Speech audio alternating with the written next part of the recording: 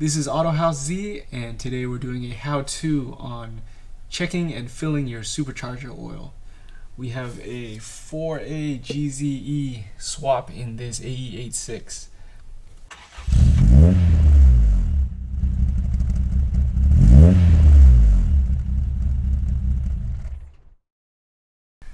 So pretty typical, the oil in the superchargers always run low because it's a nightmare to check them, especially on the MR2, and I'll show you guys some reasons why. Alright, so the supercharger oil dipstick is down in there, and I'll pull it out in a second. It's got a yellow tip and it's like a wing nut, and you got to unscrew it out to pull it out. So let me do that right now. Alright, so here's where it looks like. There's a low and a full. It's a threaded into the supercharger, and then it's got this yellow part. So the Toyota factory supercharger oil is horrendously expensive. If I remember, it was like 50 or 60 bucks for a 4-ounce bottle. So historically, for a few decades now, what people have been using for 4A GZE is GM supercharger oil. And so this AC Delco stuff is the same stuff. I remember back in the day, it came in a cylindrical bottle. So if you look in the factory service manual, the Toyota oil has this like long, skinny, needle-like syringe dipstick thing that you squeeze the oil into. Majority of us are not going to have that. So here's what you need.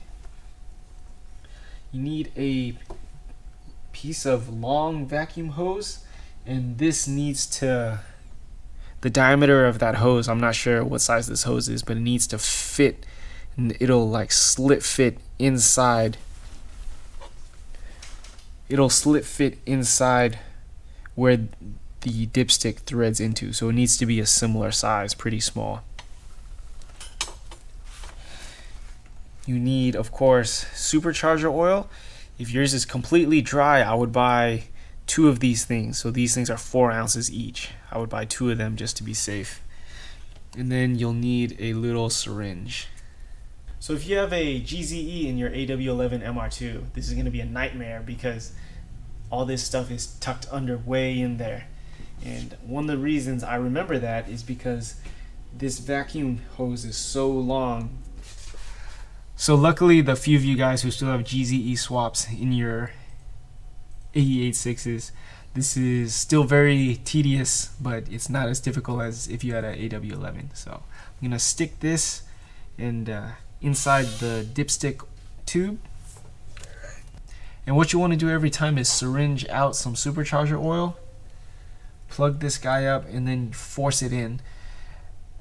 There's not really a good breather on the supercharger, so what I've been doing is I'll squirt in 2 syringefuls, and then I'll take a syringe full of air and then use the air to force down the oil into the supercharger.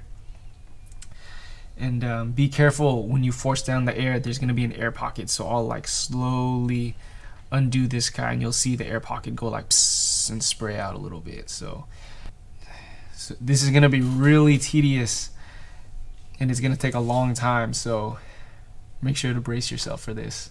So when I first got this car, this was exactly at the low level. It took just about like 3 ounces plus a little bit to get all the way to the full level. So again, if you don't know when the oil's been serviced, I would drain it out, or if this is empty and you just want to fill it, I would make sure to get 2 full bottles of this just in case. This has been a how-to video on checking and filling your supercharger oil level if you have a 4A GZE. Thank you guys for watching. Make sure to like and subscribe. If you have any other how-tos you want me to do, make sure to leave a comment. Check out the links to the web store and the Patreon in the description below. Yeah, thanks again, you guys.